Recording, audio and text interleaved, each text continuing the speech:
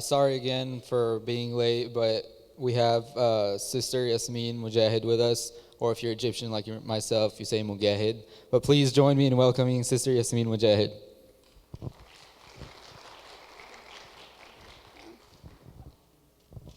Assalamu alaikum. My name is Isra Chima, and I'm part of the UCO MSA board. I'm just going to read her Ustadha Yasmin's bio. With her unique brand of inspirational and thought-provoking talks, Yasmin Mogahed has become one of the most sought-after speakers in the Muslim world. After graduating with a master's in journalism and mass communications, she pursued a career in writing. Yasmin worked as a writing instructor at the Cardinal Stritch University and a contributor to the Huffington Post. She has had great success with her debut book, Reclaim Your Heart, which was released to critical acclaim. Currently, she's an instructor for Al-Maghrib Institute. Ustadha Yasmin.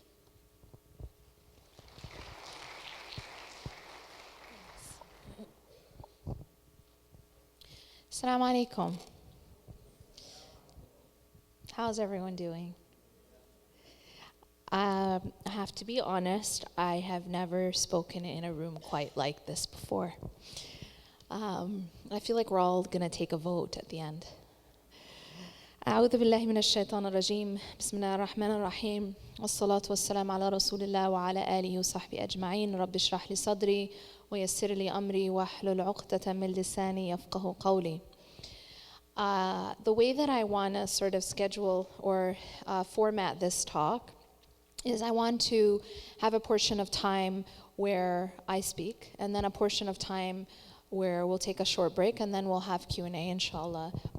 But what I want to do is speak about, my topic, the title is Spiritual Ways of Overcoming Hardship, Stress, Fear, and Anxiety. First of all, before we begin speaking about how to overcome these kinds of things, before you talk about any topic, in fact, you need to understand the importance of the topic. Why should we discuss it? Why should we even listen? One thing that you'll find when you study the Quran, you'll find that when Allah subhanahu wa ta'ala talks about Jannah, for example, when Allah subhanahu wa ta'ala describes Jannah, or when Allah describes the fate of a believer, He says something again and again, and that is, لَا خَوْفٌ عَلَيْهِمْ وَلَا هُمْ يَحْزَنُونَ. And what this statement that is repeated many times in the Quran means is that there will be no fear upon them, nor shall they grieve. When we look at these two things that Allah subhanahu wa ta'ala is speaking about, He's speaking about fear, anxiety in other words, and He's speaking about sadness, or actually I'm going to take a moment and explain the difference, but sadness and to a more extreme effect, depression. When you study psychology and you study mental health, you find that the most common disorders that people are plagued with fall under one of two categories, either anxiety disorders or depressive disorders.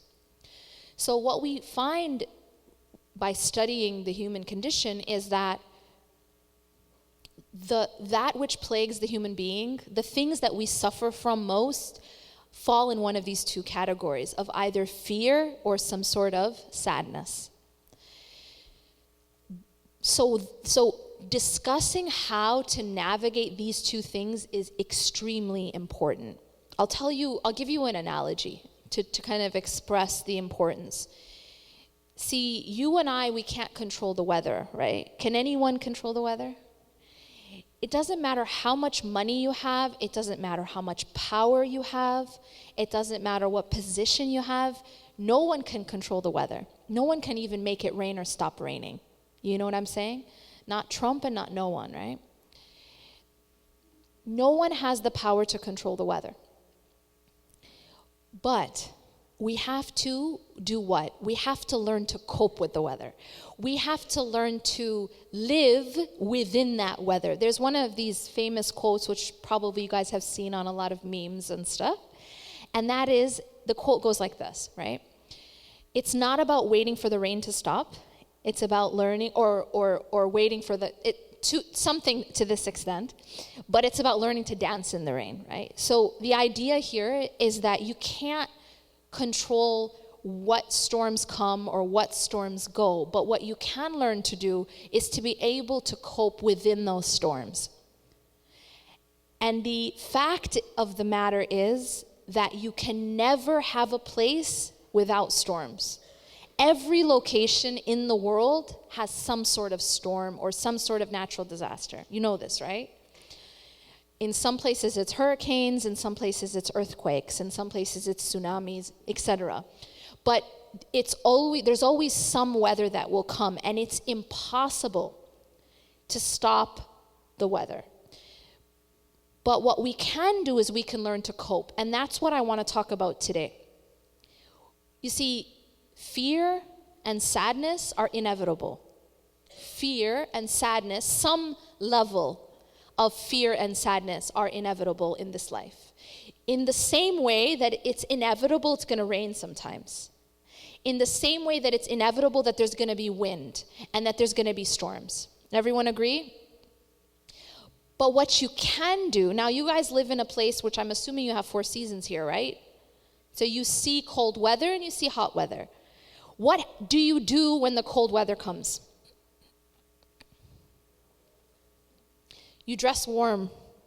So you change the way you dress when the weather is cold. And that's one of the things you do to cope. You stay indoors more. You wear gloves, you wear a coat, right?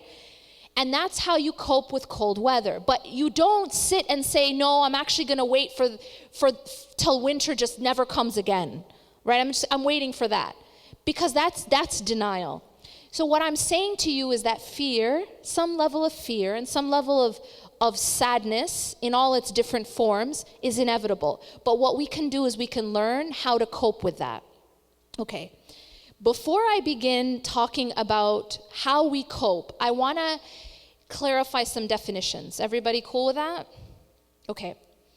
I want to clarify some definitions because I think that one of the biggest mistakes that we've made is in talking about mental health issues is that we have mixed up a lot of terms that should not be used interchangeably.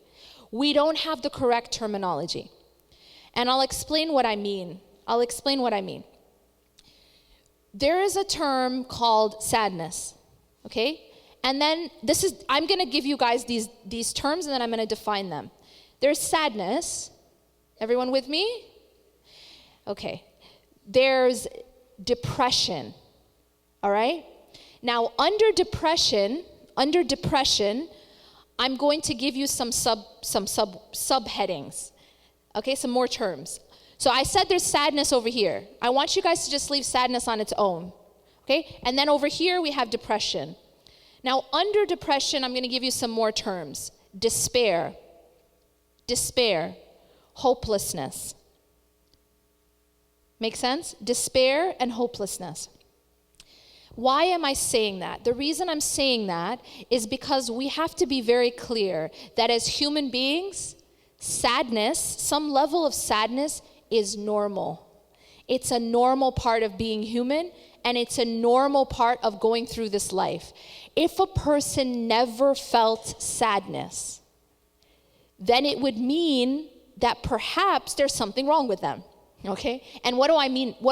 If somebody goes through their entire life, 25 years, 35 years, 75 years, and never felt sadness, how is that? That means that when they lost members of their family, they never felt sad? That when something happened that hurt them or hurt their children, they never felt sad? That would actually mean that there's something wrong. So to say that we can avoid any kind of human sadness it goes against human nature. So why am I explaining this why am I spending so long explaining this? The reason I'm doing that is because if we don't understand the difference between sadness and depression, and what were the subheadings under depression? Despair and hopelessness. If we don't understand the difference between the two, we can become very, very confused, and it actually can cause a lot of damage. Can I tell you why? I'll tell you why. How often have you guys heard statements like, a believer should never be sad? Anyone? Or sadness is from shaitan. Anyone heard that? These kinds of things are thrown out all the time. If you have enough iman, then you should never be sad. Is this all sounding familiar? Okay, why is this problematic? The reason this is problematic, well, there's many reasons, but I'm going to begin by telling you this. Everything Allah created, everything Allah created, He created with a purpose. Did Allah create anything without a purpose? No, obviously not. Allah is exalted above creating anything without a purpose. When Allah created emotions, He created them with a purpose. And indeed, sadness actually was created with a purpose. And you might be shocked to hear this, but even anger was created with a purpose. Do you know that? That might seem kind of strange, right? Anger was created with a purpose. Sadness was created with a purpose. Joy was created with a purpose. Even fear was created with a purpose.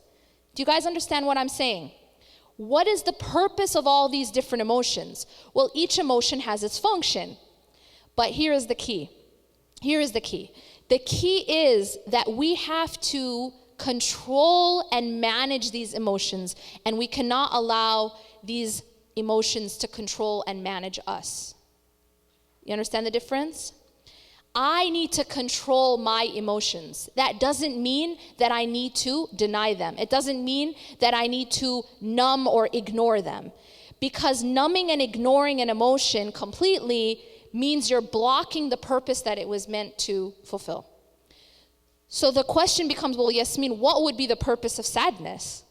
What would be the purpose of something like pain? What would be the purpose of anger? It seems to me that we should just be able to do away with it. And guess who also thought that way? How many of you have seen Inside Out? Joy also thought that, right? Are you guys following? Anyone? Good. What am I saying? For those who don't know what I'm talking about, it's a cartoon written by psychologists. And the idea of the cartoon is that there's this little girl, and we get to go inside her head.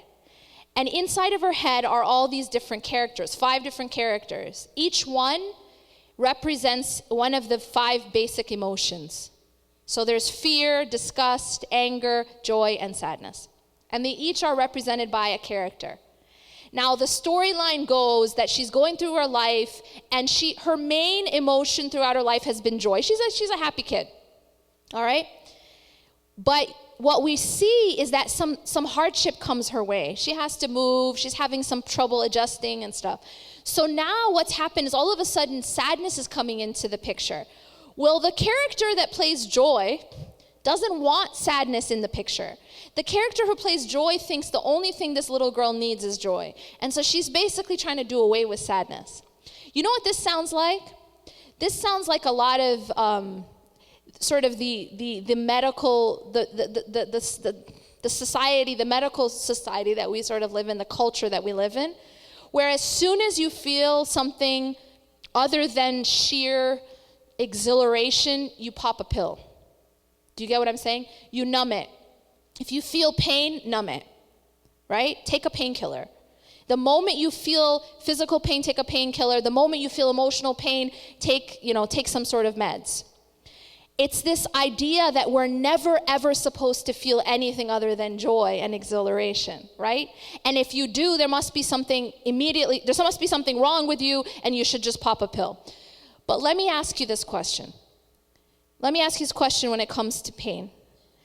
If a person has a heart condition, meaning there's something significantly wrong with their heart, all right? How will they know? Can anyone answer that question? How does a person know they have a heart problem? They get chest pain. Okay? That's how Allah designed it.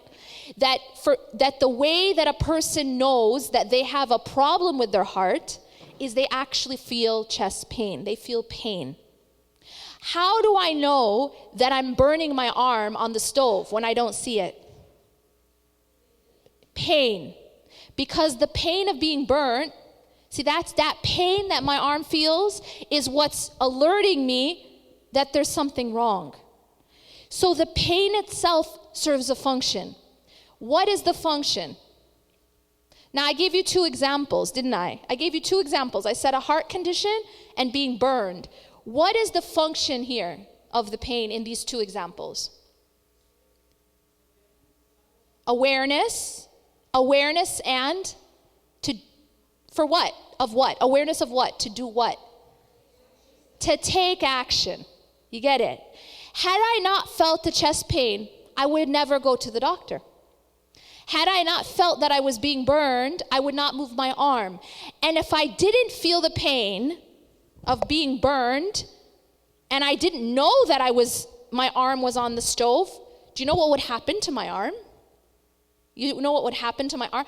I might burn off all my skin in that place. You get it? So the pain actually is protecting me because it's telling me I have to take action. And I have to take action in order to change something. Do you get it? But if I numbed it completely, then I wouldn't never move my arm.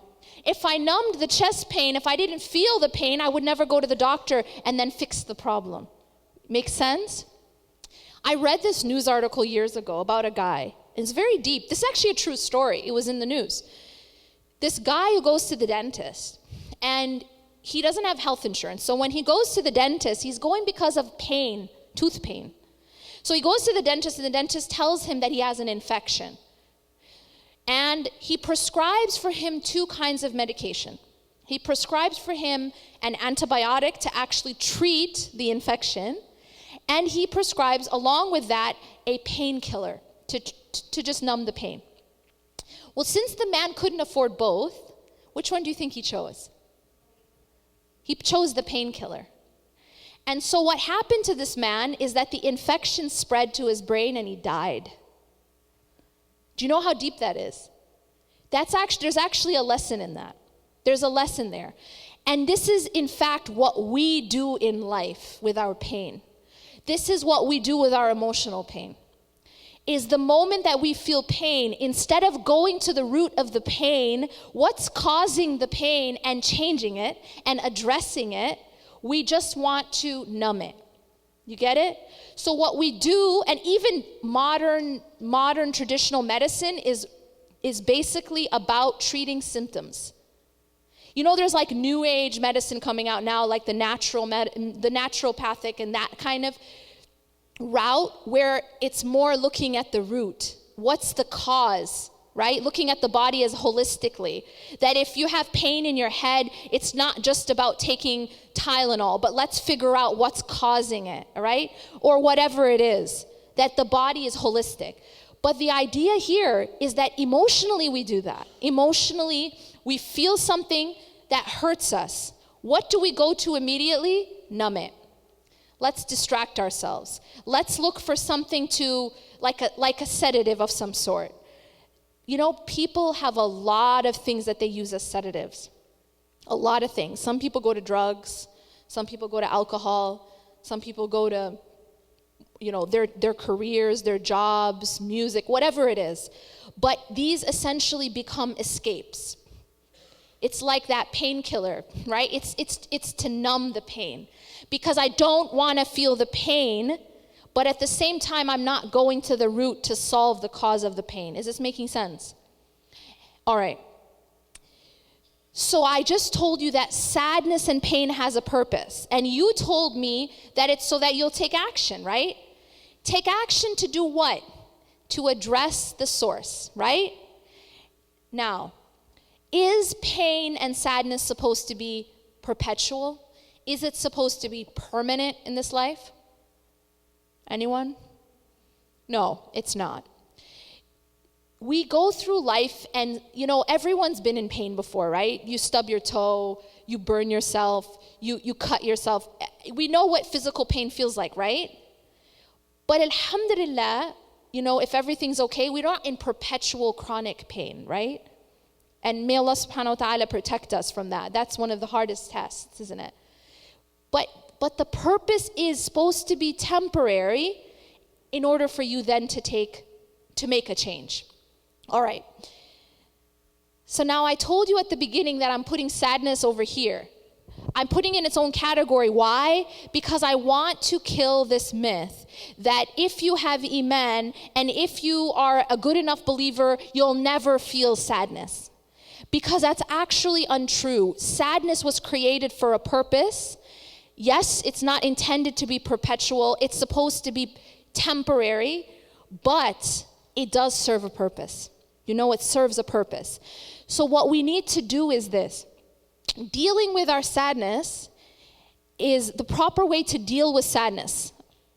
I'll actually get to that. But before I get to the proper way of dealing with sadness and pain, is I want to just move over to depression. I want to move over to this umbrella term that I gave you. What were the two terms underneath? Despair and hopelessness.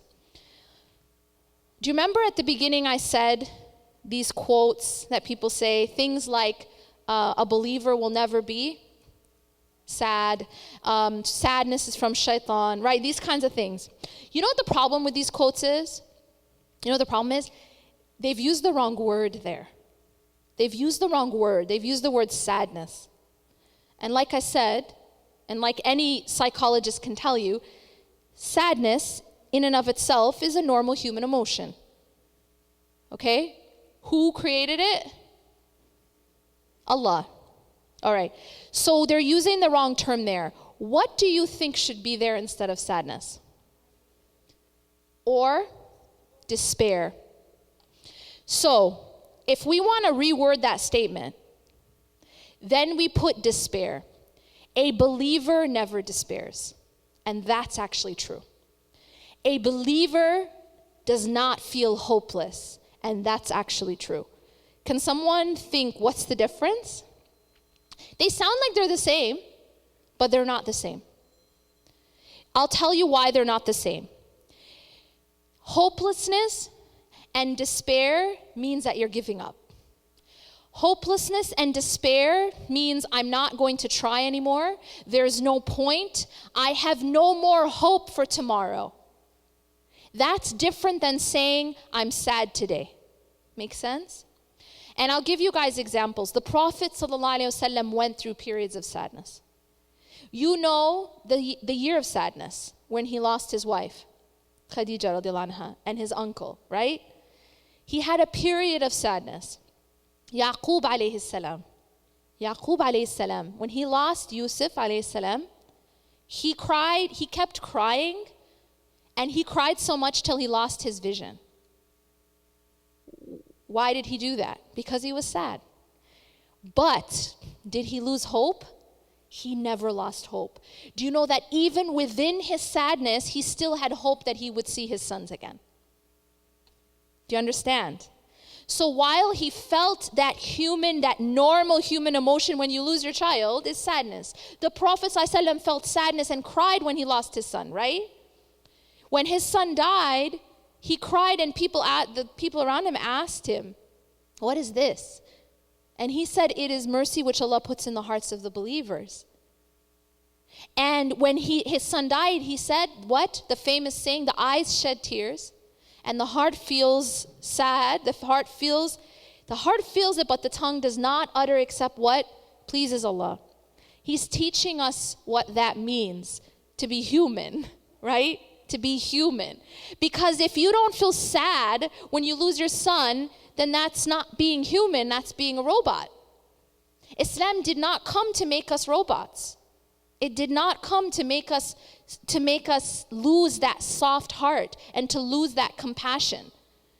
Islam is something that came to actually soften our hearts and to help us to be the best type of human that we can. But the intent is not to make us something other than human. We're not making a bunch of nice robots. You get it? And Allah's not expecting us to become angels either. We're supposed to be human, but be the best human that we can. The best form of human that we can. How do you be the best? And that's what Islam came to teach us. So these prophets who went through sadness, Yaqub alayhi salam, when he says, I complain of my sadness to Allah, he obviously was sad.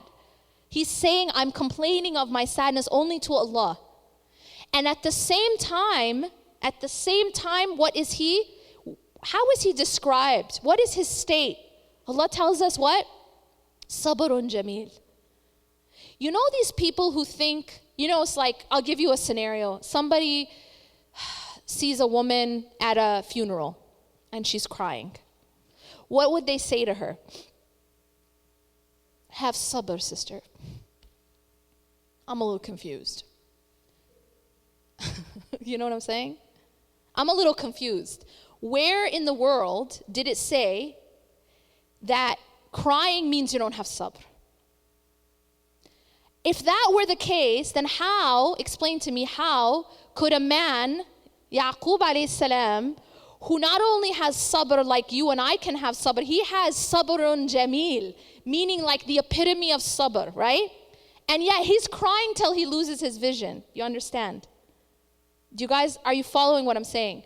So the crying itself is not a negation necessarily of sabr, obviously, because you have the example of sabr right here, and he's crying till he goes blind. That's how much he's crying.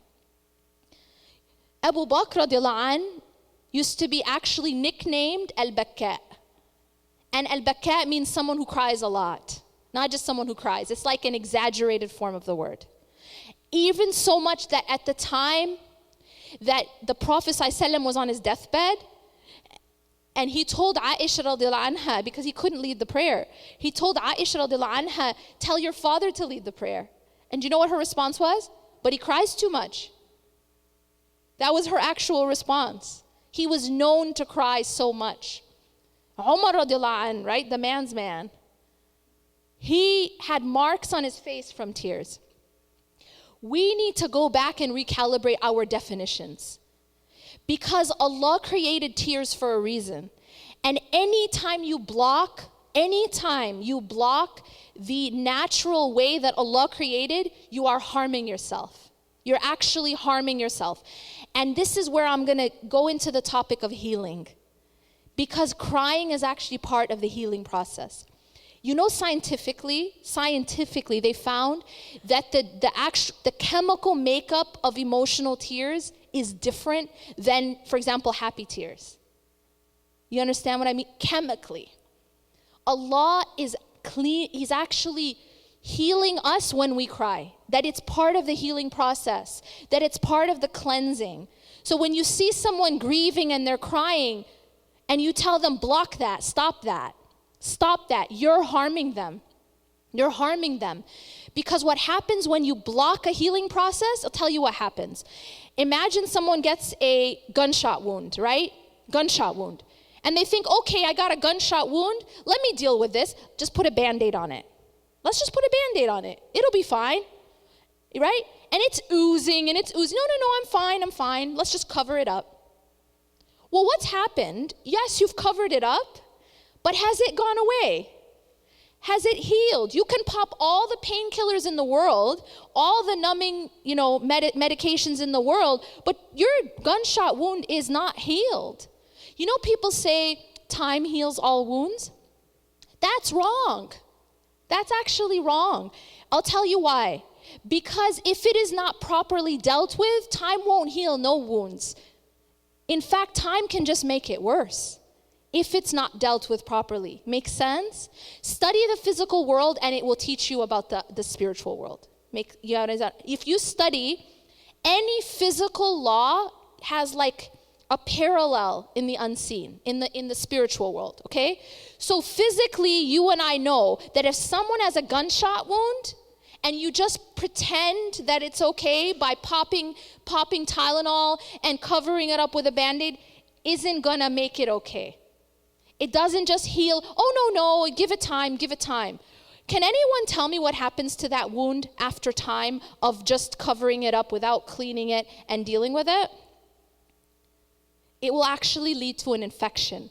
And you know that entire limb might have to be amputated. Do you guys understand? That time that you gave it, because it wasn't dealt with properly, did not heal it, but actually it led to an infection, and then you may have to amputate that entire limb. This is what we do emotionally. Most of us, and we are taught to do this, by the way. We are actually taught to do this by our parents and by our teachers and by our religious leaders. We're taught this is the right way. Yeah? I cannot tell you how many times and how annoyed it makes me when I see things like, I decided to be strong even when I want to cry. What's wrong with that statement? Yeah, as if they're contradictory. You get it? You guys hear this stuff all the time. It's all over Facebook. It's these annoying memes. Yeah? These annoying videos that say things like this. This is absolutely poisonous. Be strong even when you want to cry. Hold up. Are you trying to tell me that Yaqub alayhi salam wasn't strong? Was he not strong? I'm sorry, but he's stronger than all of us combined. He had sabrun jameel, but he's crying. It does not mean that you're not strong because you're crying. The closest people to Allah subhanahu wa ta'ala cried. The Prophet ﷺ cried. Abu Bakr radhiyallahu anh cried. Are we better than them because we're not crying? No, I'll tell you what we are. As Ibn al-Qayyim said, when a person stops crying completely, it's a sign of a hardened heart. It's not a good thing. It's not something that we should be trying to attain. Because when the eyes become dry, it's a sign of a dead heart or a hardened heart. And he tells us that the hardened heart is the furthest from Allah subhanahu wa ta'ala. So this is not our goal. Our goal is to soften the heart, not harden the heart. So then how do we heal? So I'm making a point here, I'm making a case why the typical narrative is wrong and it's harmful. This idea of be strong, have sabr, sister. Be strong, have sabr, especially the boys. Especially men are told when they're very, very young that you're not supposed to cry. And it is actually harming men. I actually just posted something about it today. And I read this absolutely astounding statistic that 73% of suicides are men.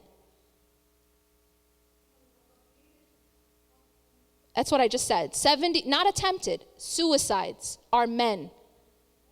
More women attempt, but more men actually kill themselves. And not a little bit more, 73%. So there's something going on, okay? There's something going on. And what's happening, we all know, is that boys are told from day one that boys don't cry. And so what happens is you've blocked this natural, part of the healing process, natural expression that Allah designed, and it's actually having disastrous consequences. And you're having more depression, more anxiety, and an inability to deal with things. It looks on the outside like they're dealing with things.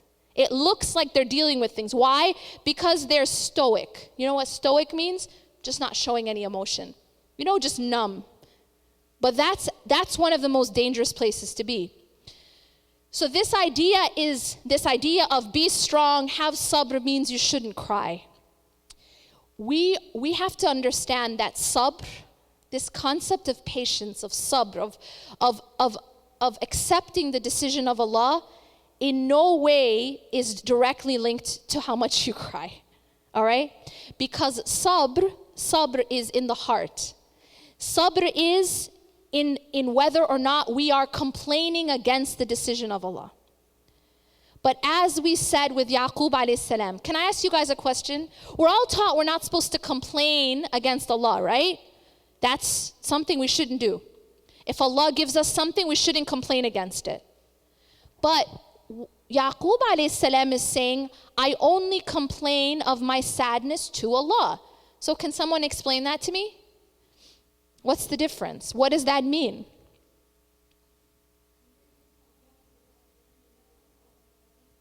Okay, yes?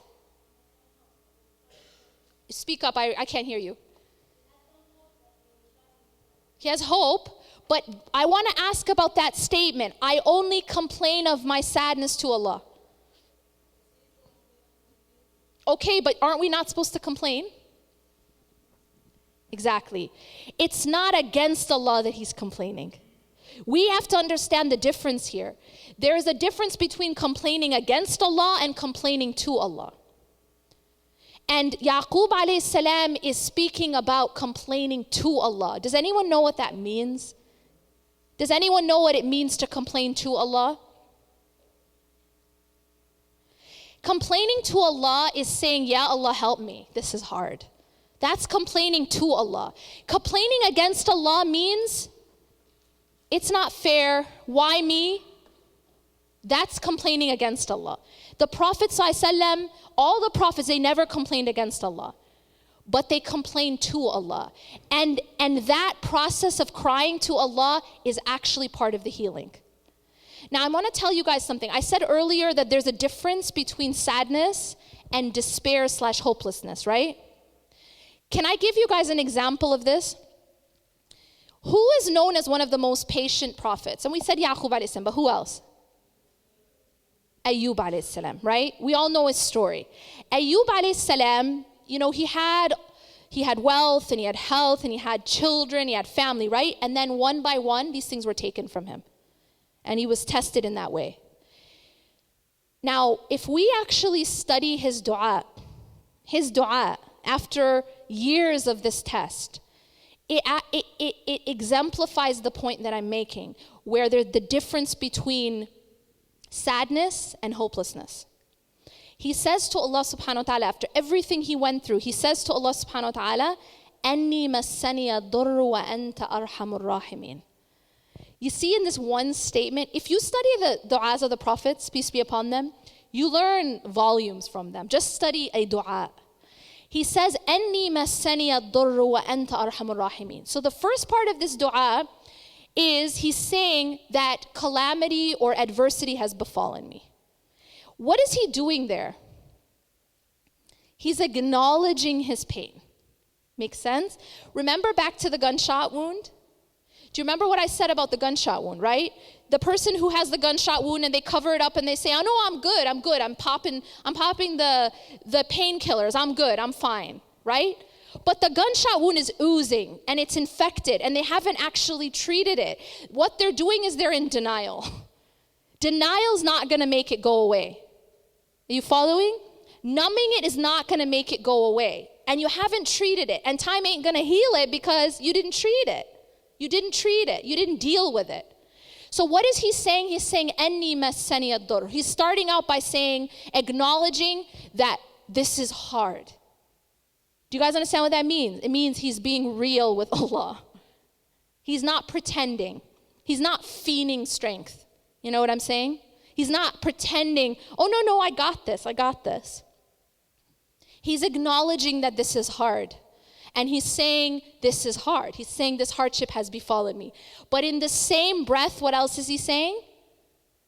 وَأَنْتَ أَرْحَمُ الرَّاحِمِينَ. And you are the most merciful of the merciful. Do you know how powerful that is? Because he's not losing hope either. Make sense? And hopelessness, depression, and despair is different. When you are hopeless, you're saying, it's hard right now, and it's always going to be hard. It's hard right now, and I don't have any hope of it changing. It's hard right now, and it's always going to be like this. That's hopelessness. And a believer does not lose hope. But can a believer acknowledge that it's hard right now? Yes. Yes, that's called being human, okay? But at the same time, he's saying, وَأَنْتَ أَرْحَمُ الرَّاحِمِينَ. And you are the most merciful of those who show mercy. You are the most merciful of the merciful. So at the same time that he is acknowledging his pain, he is also hopeful. Make sense? It's like a person who walks outside, it's dark, and says, "You know what? It's dark right now. I acknowledge it." Some people could be like, no, actually the sun is out. Well, no, really it's not. It's dark, right? It's dark right now, but tomorrow the sun's going to rise. You understand? That you acknowledge your state right now. You acknowledge the pain you're in now. Acknowledge it. You know you're not just putting on a fake Band-Aid and saying it's okay, I'm not going to deal with it. You're acknowledging it and you're dealing with it, but you still have hope that things will get better tomorrow. That is the attitude of a believer in hardship. That is the attitude of a believer, where you are real with Allah subhanahu wa ta'ala and with yourself, but you always have hope. You never lose hope. A believer does not despair. So we said at the beginning that these statements, I want to cross them out. A believer never feels sad. And I want to cross that out.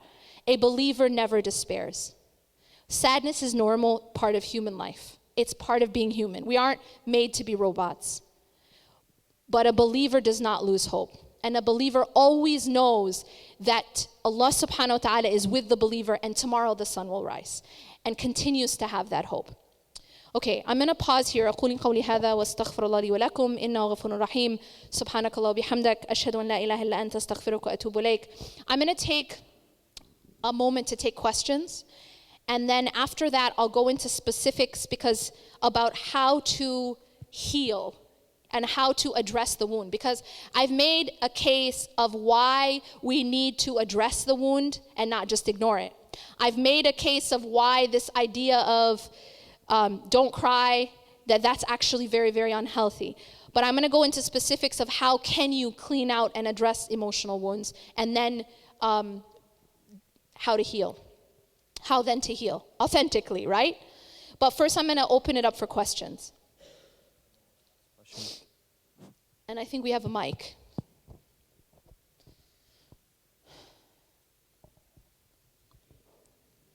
Just raise your hand if you have a question.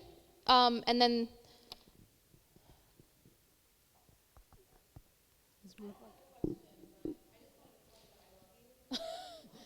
thanks. Oh, mashallah, thank you. Is this working? Oh, that's sweet. Jazakallah khair. That was quite brave of you, mashallah.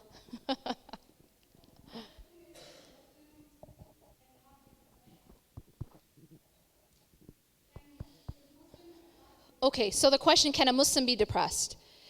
A Muslim, of course, can be depressed. But what we can say is this, that within our faith,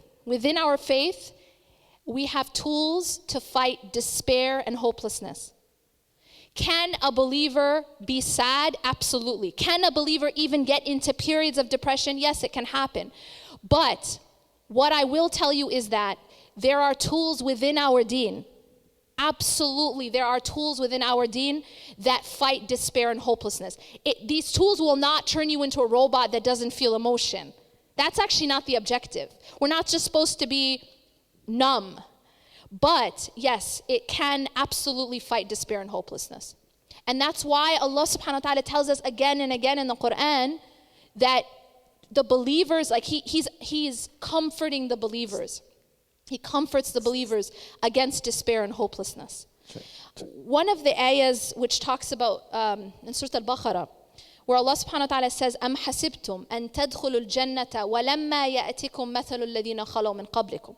That do you believe, do they think that they will enter paradise? Do you think that you will enter paradise without going through what those who came before you went through? مَسَّتْهُمُ الْبَأْسَاءُ وَالضَّرَّاءُ وَزُلْزِلُوا. They dealt with hardship, adversity, and they were shaken. حَتَّى يَقُولَ الرَّسُولُ وَالَّذِينَ آمَنُوا مَعَهُ مَتَى نَصْرُ اللَّهِ. So much they were shaken until the messengers and the people with the messengers were asking, when will the help of Allah come? أَلَا إِنَّ نَصْرُ اللَّهِ قَرِيبٌ. And then Allah tells us at the end of this ayah, indeed, the help of Allah is near. So you see, for a believer might go through periods where they feel shaken.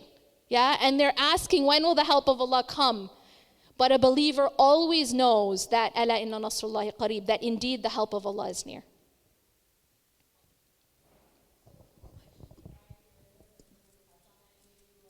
Yes.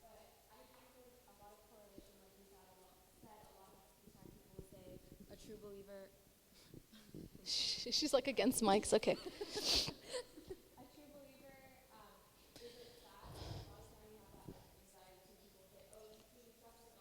Yes. Okay, great question. That's a great question. So her question, for those who didn't hear it, is about anxiety, where we had this big discussion about sadness. I am going to get to anxiety. Okay? But your question is very valid. She's asking, well, what about the people who say that if you really have trust in Allah, you wouldn't feel worried or you wouldn't feel anxiety? I'm gonna get more into detail later, but I'm gonna answer that question generally now. Again, what I would say with regards to anxiety is this. See, fear, I said at the beginning, fear is a natural part of this life. And Allah actually tells us also in Surah Al-Baqarah about this. وَلَنَبْلُوَنَّكُمْ بِشَيْءٍ مِّنَ الْخَوْفِ وَالْجُوعِ وَنَقْصٍ مِّنَ الْأَمْوَالِ وَالْأَنفُسِ وَالثَّمَرَاتِ وَبَشِّرِ الصَّابِرِينَ. We will surely test you with something of fear. So fear is the first thing Allah says in this ayah. That it is part of the test of this life that there's something of fear. Okay? Just like we have something of sadness. Okay. We will surely test you of something of fear, fear, hunger, and loss. Loss, وَلَنَبْلُوَنَّكُمْ بِشَيْءٍ مِّنَ الْخَوْفِ وَالْجُوعِ وَنَقْصٍ مِّنَ الْأَمْوَالِ وَالْأَنفُسِ وَالثَّمَرَاتِ. Loss of wealth, loss of people, and loss of the fruits of your toil, results. And I mean, this point here actually is really important, especially for activists. And I know I'm at a MAS convention. So I just want to mention this, that this idea of loss of thamarat. Thamarat literally means the fruits of your toil. Well, no one in this room is a farmer, right? Okay. No one in this room is a farmer, I'm assuming. But will we ever put in a lot of effort and not see results? Absolutely. If you ever worked with MSA, you know the answer, right? You might put in a lot of effort into an event and no one shows up. Or you put a lot of effort into a campaign and no one, you know what I'm saying? So Allah is telling us to expect these things, that this is part of the tests of this life. All right, that being said, all-encompassing, debilitating, paralyzing fear means that there's a problem. Okay? And yes, it actually is related to tawakkul. Okay? Assuming it's not like some sort of chemical thing. But there's a lot we can do up here. There's a lot we can do up here. And there's a lot we can do here. See, I believe that there are these two extremes in our community. We have the one extreme where people say, yeah, Iman just deals with everything, and so you'll never have any problems. You'll just become angels and robots. I don't know how you're going to be both, but you know what I mean? That's not true. We're still human. We're still human. We have human struggles. No matter how much Iman, those who had the most Iman were prophets, and they had regular humans, like they had human struggle. They dealt with loss, and they dealt with fear, and they dealt with, Musa alayhi salam, when he's being told to address Pharaoh, he's afraid. That's why Allah says, don't be afraid, I'm with you. Because he felt fear. It's normal, he's human. The Prophet ﷺ felt sadness. He had a whole year of sadness, right? Am al-huzn. This is because they were human beings. Allah didn't bring us messengers that were angels because then we couldn't relate to them. They're human, so it's not about leaving our humanity. But then we have another extreme, which is as soon as you feel anything other than exhilaration, pop a pill. Get it? So we have another extreme which deals with everything in sort of a biological or like a medical way, or through either meds or some sort of it's not dealing with the spiritual. So I think we have to be somewhere in the middle. We have to be balanced. And that is to understand that yes, we have very powerful tools to help us cope with both anxiety and depression. Any other questions? Yes, no? Come on, you guys.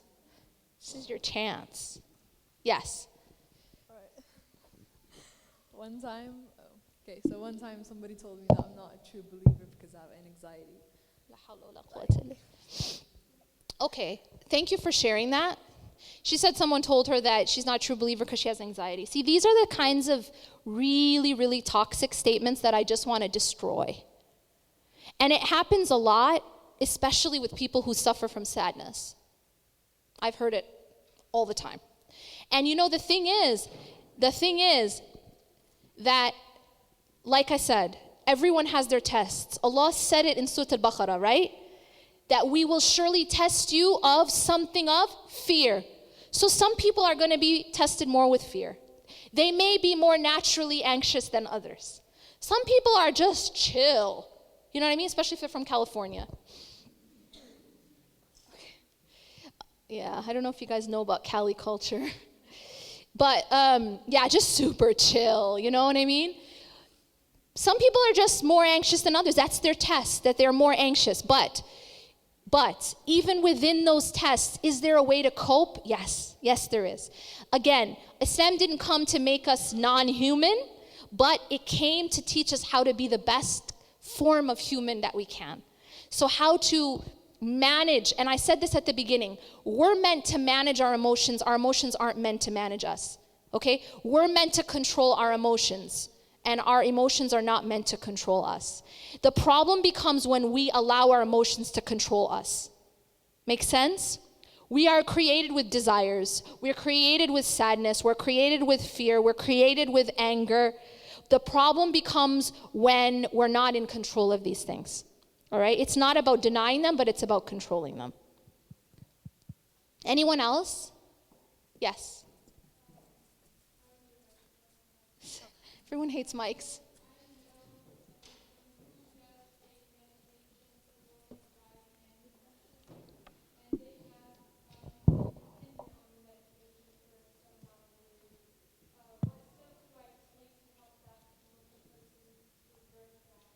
The dependency?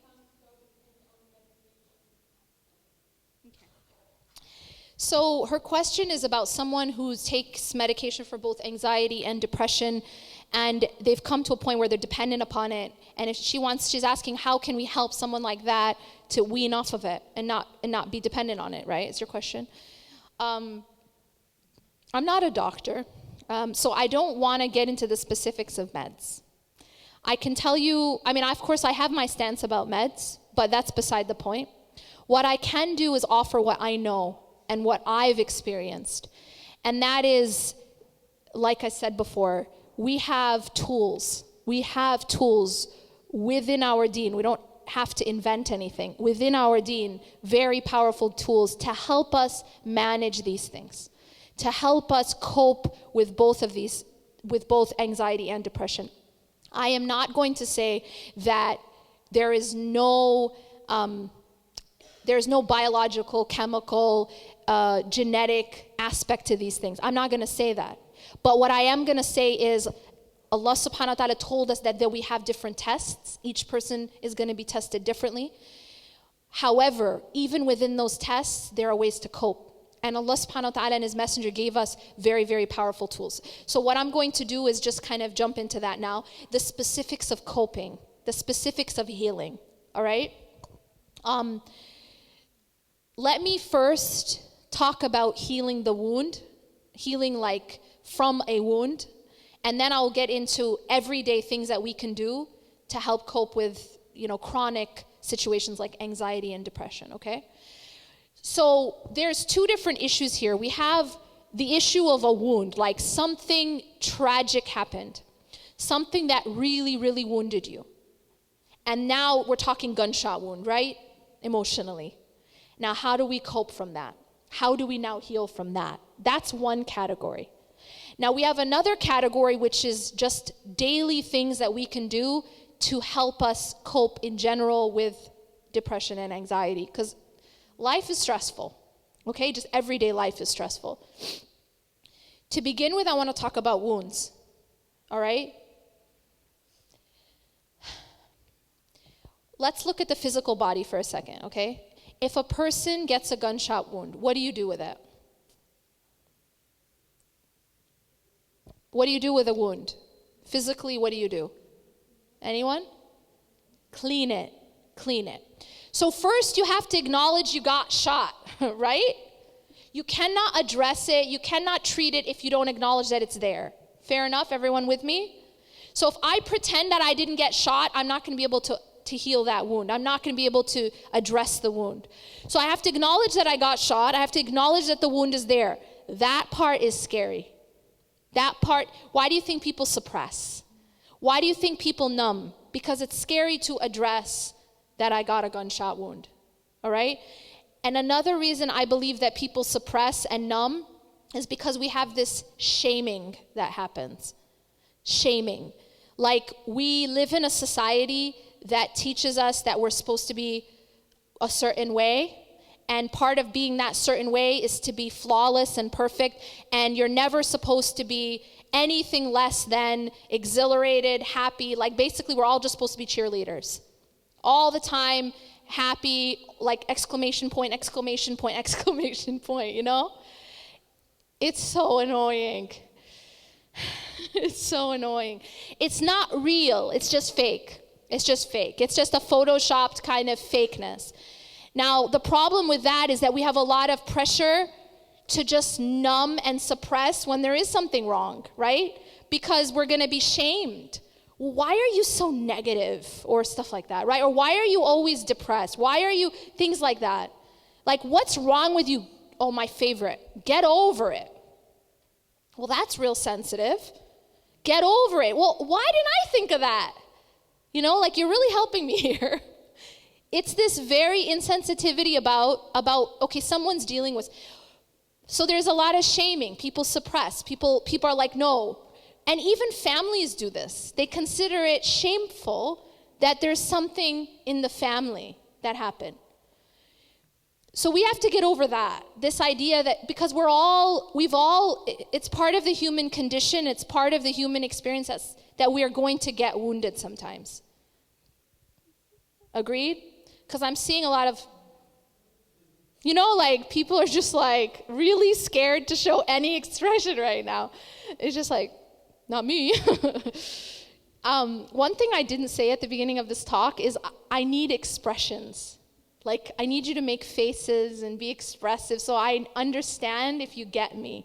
But when we get to really sensitive topics, it tends to be, people don't want to express, because then someone might know that, or someone might think, oh, that person, get it? Okay. This is a safe space, guys. I know it looks like United Nations, but like, this is safe. I really never spoke in a room like this before. Okay, everyone take a vote. Okay, so there's this pressure to suppress. There's a pressure to put a filter, right? There's like Instagram filters, and then there's like filters in like emotionally. So there's a pressure to put a filter and to put the armor and to like, you know what I mean, put the fake smile on and everything like that. Okay. To Photoshop your life, we Photoshop everything. We Photoshop our Facebook, right? We only talk about how thrilled we are that we're eating a burger. You know what I mean? Like, it's just a burger. But everything's so exciting and everything's so, you know, perfect. It's like, anyways. So that's one thing is to get past that suppression and that pressure to just not acknowledge it. That denial, facing it, okay? The second part is cleaning it. So the first was facing it. I got shot. I got a wound. And that doesn't mean that I'm a bad person, and it doesn't mean that God hates me, and it doesn't mean, and it doesn't mean. It doesn't mean any of those things. It means that I'm human, living a human experience, and it's part of being human. Do you guys understand? Because I'm getting those blank faces. Okay. So I got shot. Then what do? I need to clean it out. Can I tell you how you clean out emotional wounds? You may not like this. You may not like this. To clean out an emotional wound, if you really want to clean it, you have to break down to Allah. Does that make sense? I'm telling you something which people don't like to do. People don't like to do this, but it is actually the quickest and honestly the only way to really heal. Is you're gonna need to cry. People are so scared to cry. You're gonna need to cry, and I'm telling you that you're gonna need to be real, and you're gonna need to face it, and you're gonna need to be honest with yourself and with Allah. Ya Allah, this is hard. Ya Allah, help me. Isti'ana, isti'ana, isti'ana. Ask Allah for help. And I'm telling you this not from my own brain. I'm not telling you this from my own brain. I am telling you this because this is what the prophets did. See, how do we know how to cope? We have to watch how they coped. How did they do it? This is how they all did it. This is how they all did it. is that they turn to Allah. أَنِّي مَسَّنِيَ الضُّرُّ وَأَنْتَ أَرْحَمُ الرَّاحِمِينَ. That hardship has befallen me and you're the most merciful of the merciful. What did Nuh alayhi salam say? أَنِّي مَغْلُوبٌ فَانْتَصِرْ. That is a strong statement. He's saying, I am overtaken, I am defeated. مَغْلُوبٌ فَانْتَصِرْ. So give me victory. They never feigned strength. Like they never said, I got this. Their reaction was never, ever, I got this. Does that make sense? It wasn't this false kind of like, oh, I'm strong. One of the biggest mistakes we make when we're being tested is to feign strength, is to say, oh, I got this. I'm fine. Really, I'm fine. Really. I'm fine.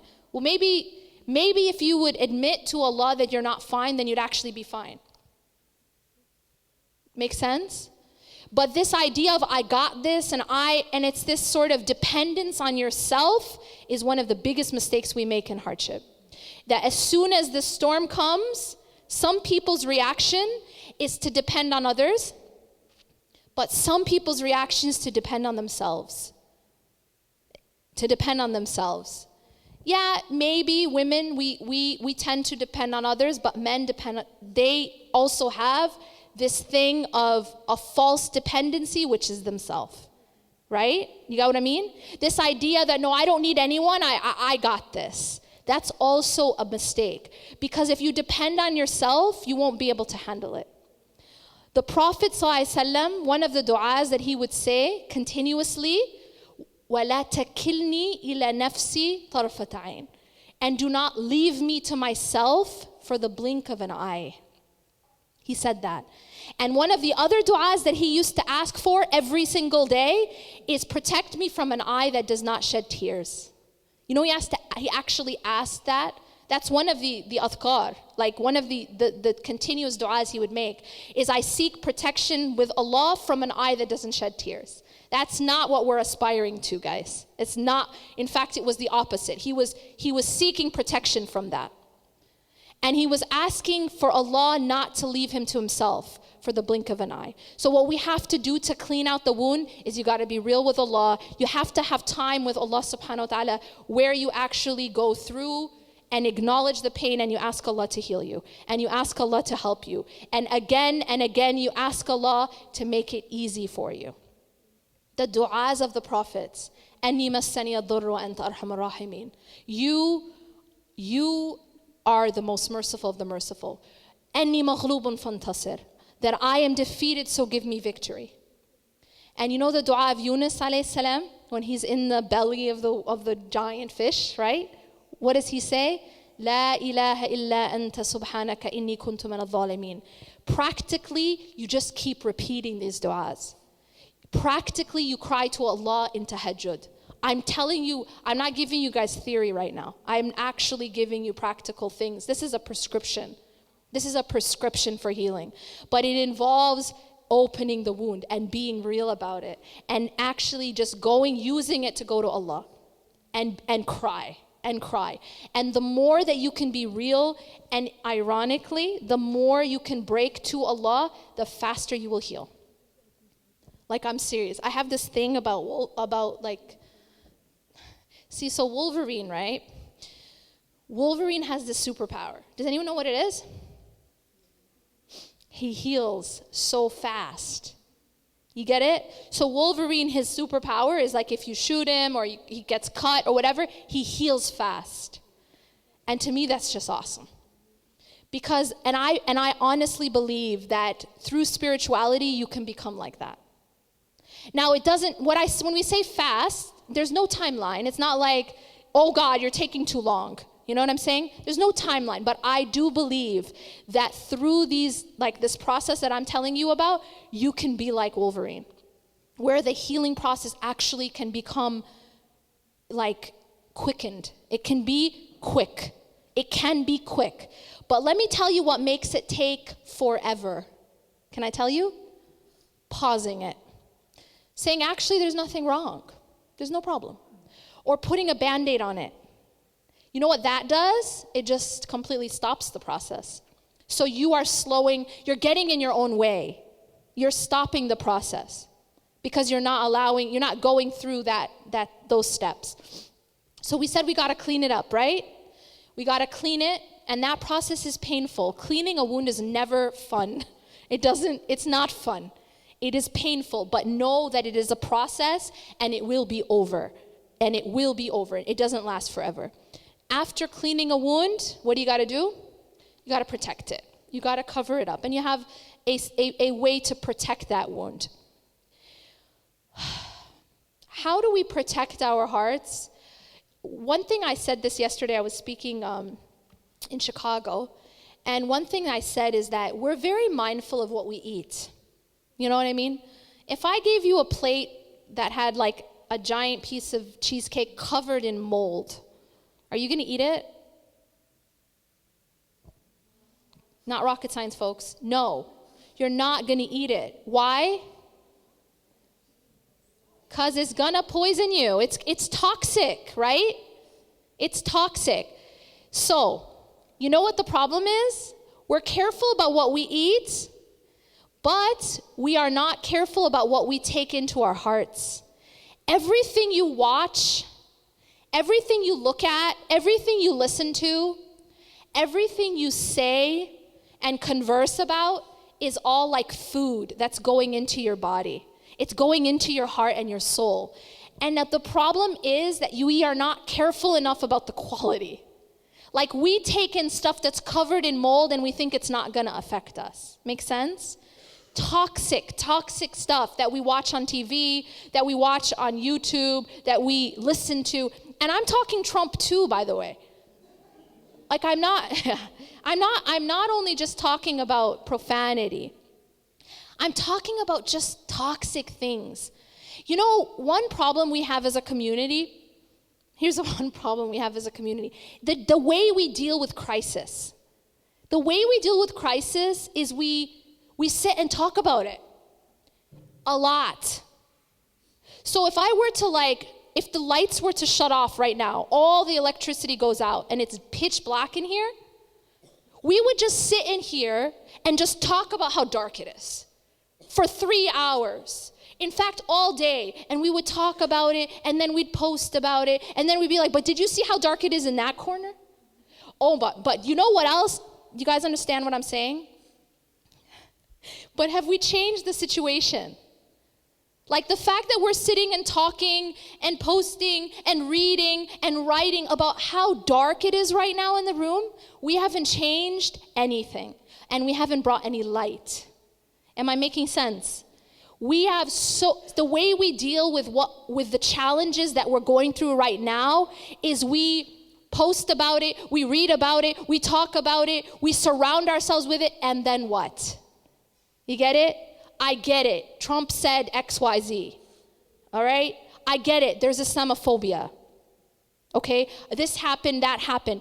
But if that's all we're doing is focusing on the darkness, we're not actually doing anything to make it better. Make sense? And sometimes it just becomes paralyzing and debilitating to focus on the darkness. I will tell you this, what you focus on grows. What you focus on grows. So when we're talking about healing wounds, I said that we acknowledge, I said we clean, and then I said we protect. One of the ways to protect ourselves emotionally is to protect and be mindful of what kind of input we're taking. Are we around really negative people? Are we around a really negative, toxic environment? What are we reading? What are we looking at? Is it all negative? Is it all, check your news feed. Just look at your news feed. What is your news feed? Ask yourself this question. Is your news feed enriching you? Is it inspiring you? Or is it making you really depressed? Do you get what I'm saying? Is your news feed only about hijab tutorials and that's it? I'm talking Instagram now. It's cool, all the different things you can do with all the different kinds of makeup tutorials and all the different kinds of hijabs. Okay, great. And all the different fashion, this and that. But is that it? Is that it? Is there anything more?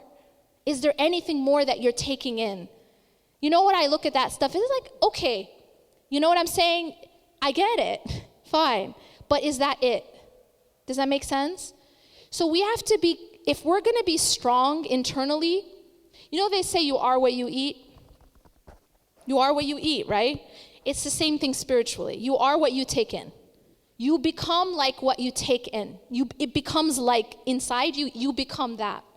So be mindful of what you're reading every day, what you're looking at, what you're listening to, what you're aspiring towards, what you're talking about, because that becomes who you are.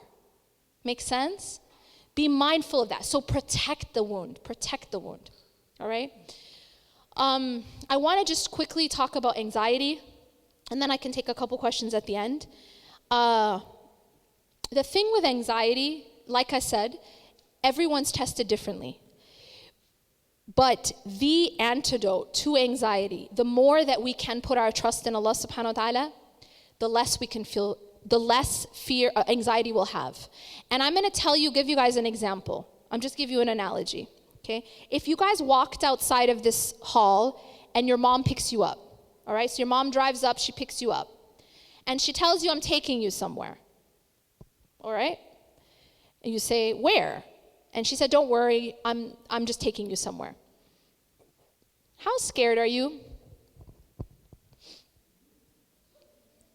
Come on now, your mom. You're not scared.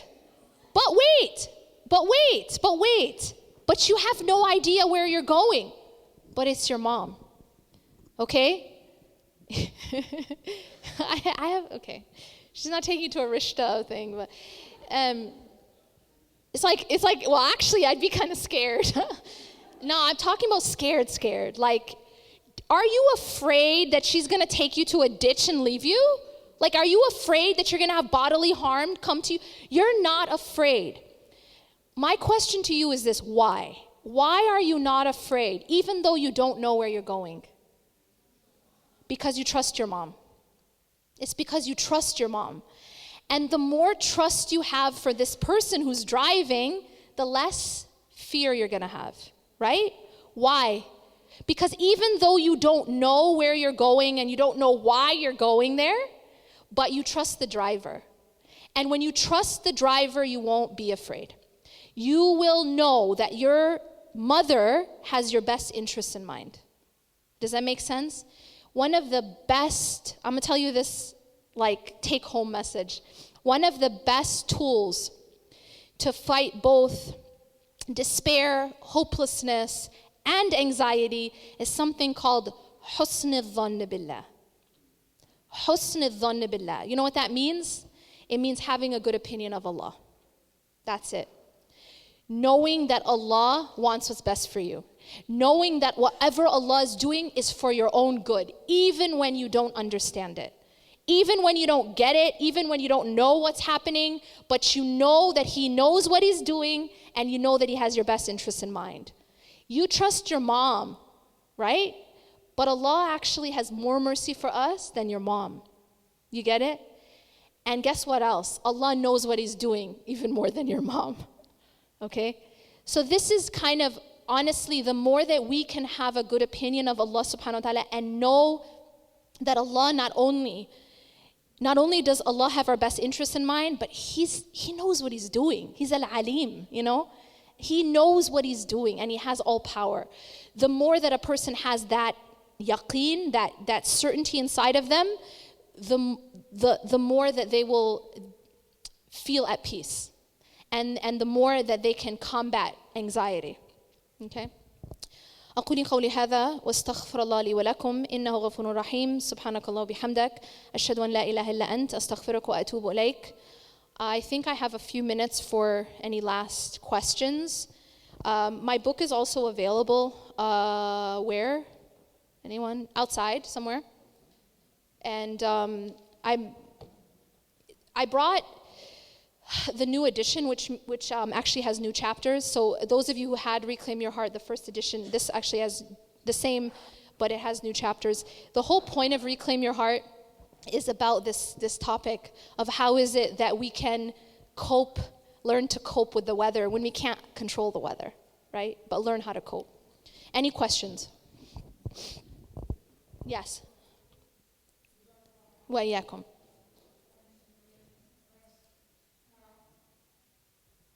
I can't hear you very well. Okay. Jazakumullah khair for your presentation and the good points you have raised. Two-part questions. On the medical term, the chemical imbalance do exist in some people. The what? The chemical The points you raised on the depression and anxiety and other things, there is a chemical imbalance who some people have, and they have reached that point that they might need the medical help. Number one.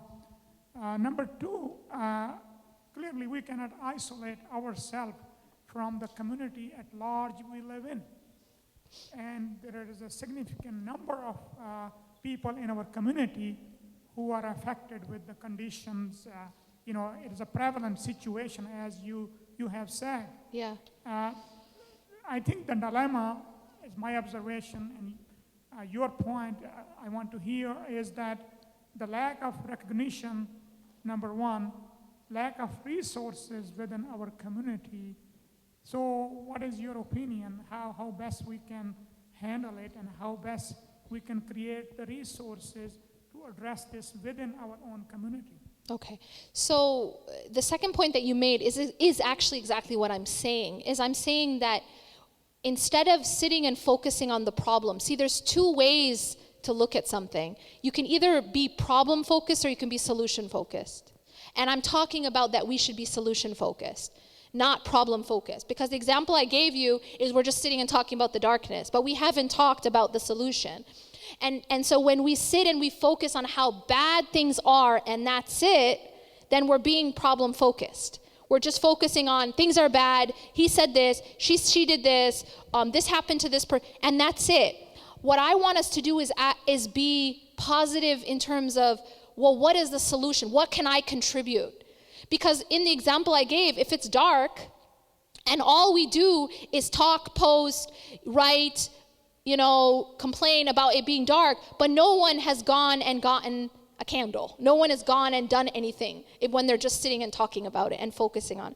So my point is that we should be solution focused and talk about, well, how can we address these things? How can we be positive in terms of how we live and how we contribute, instead of just talking about and focusing on the obstacle itself and the problem itself. What also happens when you focus on problems is it grows in your mind. So it actually becomes debilitating. It doesn't empower you. If all we talk about is how bad things are, what it ends up doing is making us feel powerless.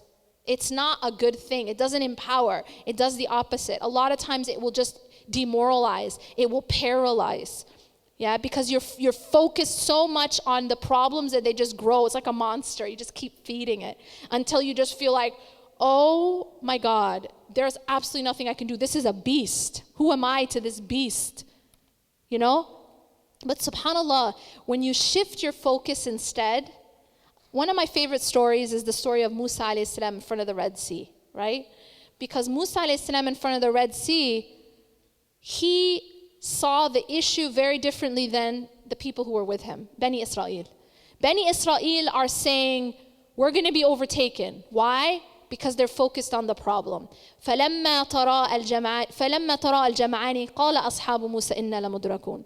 That when they saw the armies approaching, so they're focused on the problem, they're focused on the army. So they're like, we're going to be overtaken.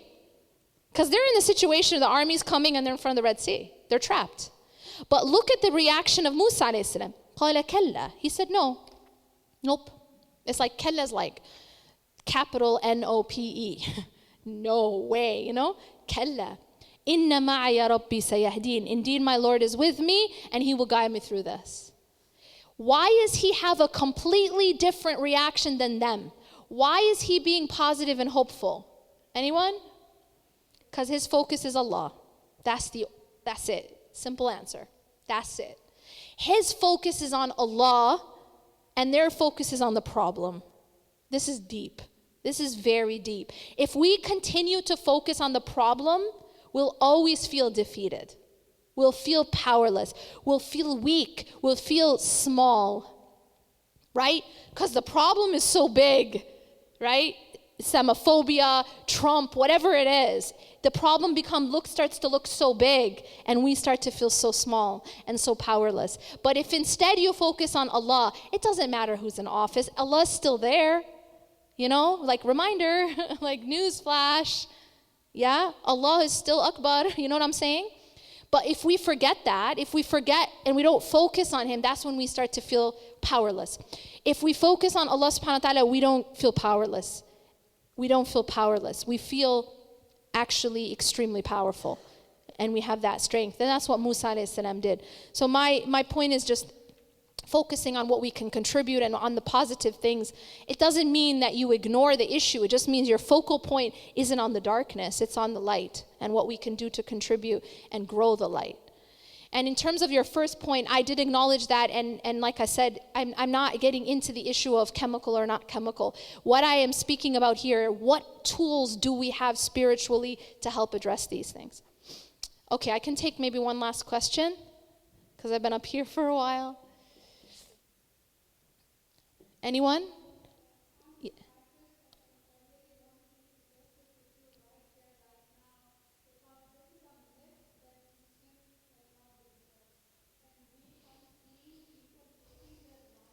La hawla wa la quwwata.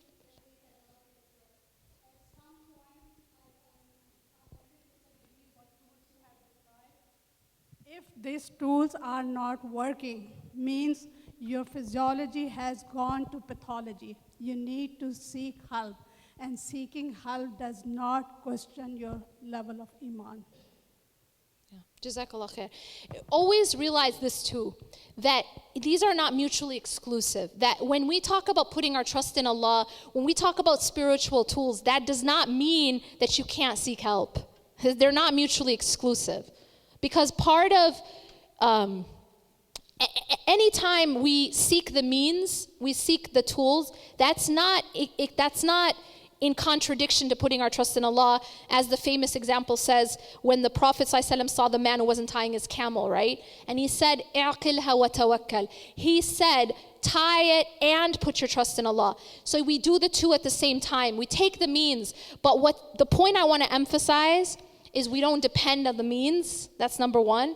And number two is it's done at the same time as we put our trust in Allah. Where it's not mutually exclusive. It's not one or the other. All right, so I think I'm going to wrap up. Jazakallah khair. أقول قولي هذا واستغفر الله لي ولكم إنه غفور رحيم. سبحانك الله وبحمدك أشهد أن لا إله إلا أنت أستغفرك وأتوب إليك والسلام عليكم ورحمة الله وبركاته.